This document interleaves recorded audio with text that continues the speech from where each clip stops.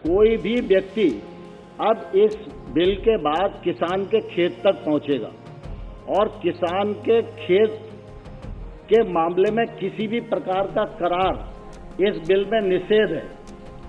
खेत का मालिकाना हक किसान का होगा। खेत के बारे में किसी प्रकार का करार नहीं हो सकता है।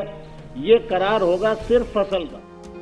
दो बिल जो संसद में पास हो चुके हैं उनमें से एक कृषक उपज व्यापार और वाणिज्य विधेयक 2020 और दूसरा कृषक कीमत आश्वासन और तीसरा कृषि सेवा पर करार विधेयक 2020 है। इन विधेयकों के खिलाफ हरियाणा पंजाब के किसान कई बार प्रदर्शन कर चुके हैं और इसको लेकर देश भर के किसानों की अलग अलग आशंकाएं हैं। किसानों का मानना है कि ये विधेयक धीरे धीरे एपीएमसी यानी आम भाषा में कहें तो मंडियों को खत्म कर देगा और फिर निजी कंपनियों को बढ़ावा मिलेगा, जिससे किसानों को उनकी फसल का उचित मूल्य नहीं मिल पाएगा। इस बारे में कोई भी राय बनाने से पहले आइए जानते हैं इन विधेयकों के बारे में गहराई से। पहला, आवश्यक वस्तु विधेयक 2020। 50 के दशक में यानी आजादी के ठीक बाद भारत में सूखे और अकाल जैसे हालात थे। तब 1955 में भारत सरकार आवश्यक वस्तु कानून लेकर आई थी। आवश्यक वस्तुओं की जमाखोरी रोकने के लिए और उनके प्रोडक्शन, सप्लाई और कीमतों को नियंत्रित रखने के लिए ये बिल बनाया गया था। अब जानिए क्या होती हैं ये आवश्यक वस्तुएं। समय के साथ इस कानून में कई बदलाव हुए। आवश्यक वस्तुओं की लिस्ट में कई चीजें जोड़ी गईं, कई हटाई गईं। इस साल जून में अध्यादेश लागू होने तक आवश्यक वस्तुओं में ये चीजें जुड़ गई हैं, जिनमें दवाएं, फर्टिलाइजर्स, तेल तिलहन, सूत, पेट्रोलियम उत्पाद, जूट और जूट के कपड़े, खाद्यान्न, फल, सब्जियों के बीज, जानवरों का चारा, जूट के बीज, रुई के बीज, फेस मास्क और हैंड सैनिटाइजर को भारत में आवश्यक वस्तु माना गया है। फेस मास्क और सैनिटाइजर को कोरोना वायरस फैलने के बाद आवश्यक वस्तुओं में जोड़ा गया था। आइए अब जानते हैं कि किसी सामान को आवश्यक वस्तुओं की लिस्ट में जोड़ने का क्या मतलब है। इसका मतलब है कि सरकार उस वस्तु की कीमत, उसका उत्पादन, उसकी सप्लाई को कंट्रोल कर सकती है। साथ ही उस वस्तु के स्टॉक की सीमा को भी तय किया जा सकता है। ऐसा अक्सर प्याज और दालों के दाम बढ़ने पर आपने सुना होगा। आइए अब जानते हैं क्या है नए बिल में। बिल के मुताबिक सरकार के पास ये अधिकार होगा कि वो जरूरत के हिसाब से चीजों को आवश्यक वस्तुओं की लिस्ट से हटा सकती है या उसमें शामिल कर सकती है।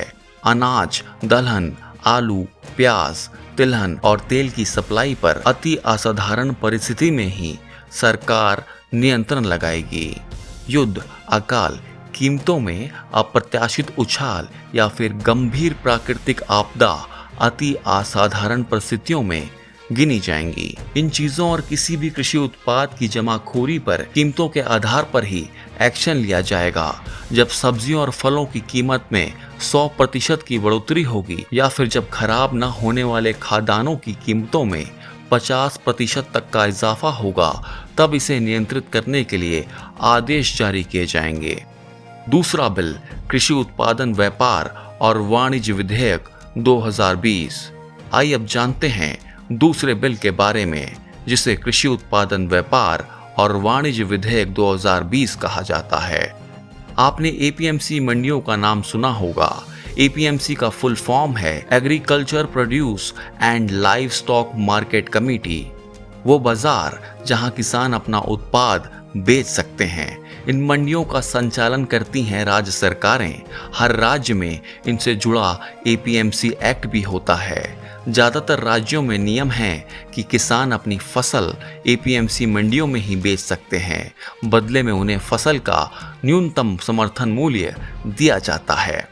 आइए अब जानते हैं कि नए बिल में क्या है। किसान एपीएमसी मंडियों के बाहर भी अपना उत्पाद बेच सकते हैं। वो दूसरों जिलों और राज्यों में भी अपनी फसल बेच सकते हैं। इसके लिए उनको या उनके खरीदारों को एपीएमसी मंडियों को कोई भी फीस नहीं देनी होगी। तीसरा और अंतिम बिल यानी कि मूल्य आश्वासन पर किसान समझौता और कृषि सेवा बिल। इस बिल का मकसद है किसानों को उनकी फसल की निश्चित कीमत दिलवाना। इसके तहत फसल उगाने से पहले ही एक किसान किसी व्यापारी से समझौता कर सकता है। इस समझौते में क्या क्या होगा, आइए जानते हैं। फसल की कीमत, साथ ही उस प्रक्रिया की जानकारी जिससे ये कीमत तय की गई है। फसल की क्वालिटी, कितनी मात्रा में और कैसे खाद का इस्तेमाल होगा, ये सभी चीजें इस समझौते में शामिल हैं। इस समझौते में फसल की ओनरशिप किसान के पास रहेगी और उत्पादन के बाद व्यापारी को तय कीमत पर किसानों से उसका उत्पाद खरीदना होगा। हो सकता है कि व्यापारी खेती को स्पॉन्सर भी करे। ऐसे में उसे खेती में लगने वाले बीज, खाद आदि का खर्च उठाना होगा। ऐसे में इस खर्च को ध्यान में रखते हुए फसल की कीमत तय की जाएगी। बिल के मुताबिक व्यापारी को फसल की डिलीवरी के वक्त ही तय कीमत का 2/3 किसान को चुकाना होगा। बाकी पैसा 30 दिन के अंदर देना होगा। इसमें यह भी प्रावधान है कि खेत से फसल उठाने की जिम्मेदारी व्यापारी की होगी। अगर किसान अपनी फसल व्यापारी तक पहुंचाता है तो इसका इंतजाम व्यापारी को ही करना होगा। बिल में इस बात का भी प्रावधान है कि अगर कोई एक पक्ष एग्रीमेंट तोड़ता है तो उस पर पेनल्टी लगाई जा सकती है। ये तो हुई इन तीनों बिलों की बात। एक बार संक्षेप में जान लेते हैं कि तीनों विधेयकों में क्या क्या है। किसान या व्यापारी अनाज, दलहन, तिलहन, सब्जियों का भंडारण कर सकते हैं। किसान अपनी सब्जियों को अपने हिसाब से बेच सकते हैं। किसान सरकारी मंडियों के बाहर भी अपनी फसल बेच सकेंगे। उन्हें बिचौलियों के झंझट में नहीं फंसना पड़ेगा। किसान फसल उगाने से पहले ही किसी व्यापारी से समझौता कर सकेंगे ताकि उनकी फसल की तय कीमत उन्हें मिल सके। लेकिन इनका विरोध क्यों हो रहा है? किसान का विरोध मुख्य रूप से दूसरे बिल को लेकर है, जिसमें एपीएमसी मंडियों के बाहर फसल की बिक्री की बात कही गई है।